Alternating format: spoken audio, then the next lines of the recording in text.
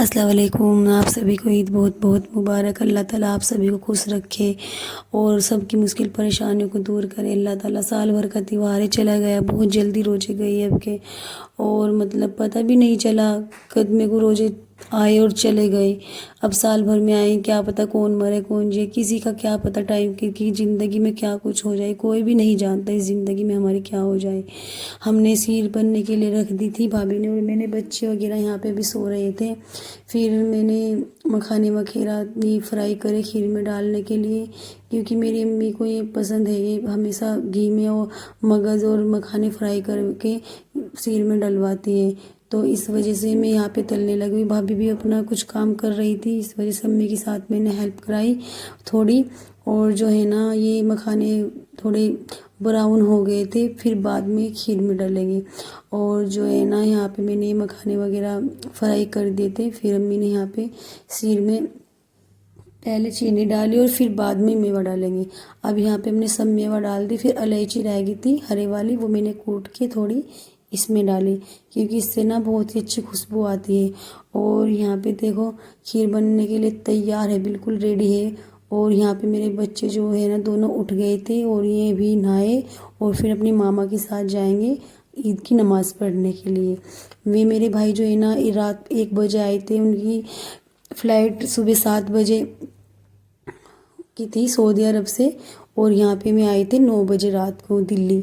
तो फिर मैं यहाँ पे जो है ना तैयारी करने लगी हूँ फुल्की वगैरह की, क्योंकि भाई इसके बिना ना, सीर के और मट्ठे के बिना ना ईद में बिल्कुल भी मज़ा नहीं आता।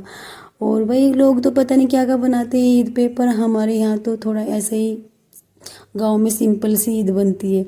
और जो ये मैंने तैयार करके रख दिया, मैं फुल्कियों के लिए बेसन वगैरह करके रखूँ, क्योंकि थोड़ी देर इसको रखना पड़ता है सॉफ्ट होने के लिए। और फिर भाभी ने यहाँ पे फुल्की वगैरह बना दी थी, मैं नीचे कुछ और काम चली गई करने के लिए।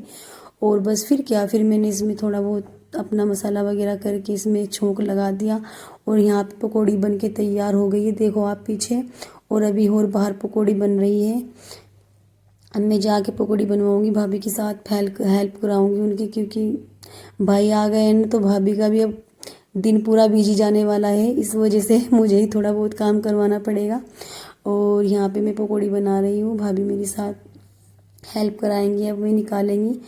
और पूरा दिन जो लेडीज़ का होता है ना, पूरा दिन ईद वाले दिन बिजी जाता है, उनको 1 मिनट भी टाइम नहीं मिलता कुछ भी अपना मतलब कपड़े पहनने के लिए या कुछ भी अपना करने के लिए। बस पूरे दिन अपने घर की उसमें रहता है, या फिर बच्चों को तैयार करो, अब उन्हें दो अब उन्हें दो, बस यही चलता रहता है पूरे दिन।